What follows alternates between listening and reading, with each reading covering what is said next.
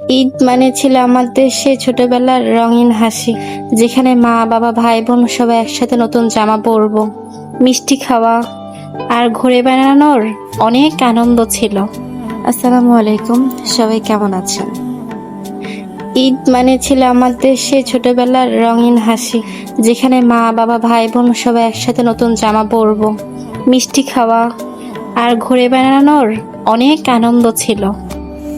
এখন বড় হয়ে গিয়েছি, সেই সরলতা আর মুগ্ধতা হারিয়ে গিয়েছে, কিন্তু প্রতিটি পুরনো স্মৃতি আমাদের হৃদয়ে গেঁথে আছে।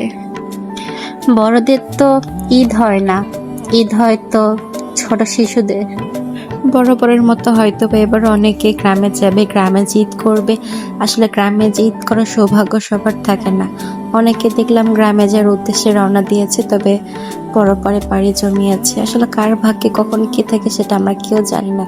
তবে বছরে দুটো ঈদ পরিবার প্রিয়জনের সাথে ঈদ কাটানোর মজাটাই অন্যরকম, যেটা অবশ্য সবার সৌভাগ্যে থাকে না। কার ভাগ্যে কি লেখা আছে কেই বা জানে। যাই হোক, স্বপ্ন যাবে বাড়ি, সবাই গ্রামে যাচ্ছে। সবাই সুষ্ঠুভাবে গ্রামে যাক, কারণ পরিবার প্রিয়জনের সাথে অনেকদিন পরে দেখা হবে, কথা হবে, ঈদ উদযাপন করবে। এটা আসলে অনেক ভাগ্যের একটা বিষয়, সবার যাওয়ার সৌভাগ্য হয় না। বিশেষ করে এখন বাস, ট্রেন, লঞ্চ সবকিছুতে প্রচুর পরিমাণে ভিড় আর প্রচুর পরিমাণে ভোগান্তি।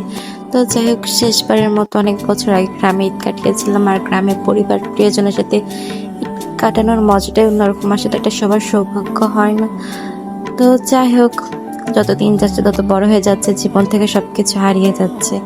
একটা সময়ের পর দায়িত্ব ছাড়া আর কোনো কিছু হয়তো বা থাকে না। তার কারণ মানুষ তো পরিবর্তনশীল, সময় মানুষকে এমনভাবে বদলে দেয় যেটা আসলে কারোরই কাম্য নয়। শুধু বড় হওয়ার সাথে সাথে জীবন থেকে আনন্দ আর খুশি হারিয়ে যায় না, কিছু কিছু ক্ষেত্রে সেগুলো অন্যভাবে রূপ নেয়। তো যাই হোক, সবাই ভালো থাকবেন, সুস্থ থাকবেন, আল্লাহ হাফেজ।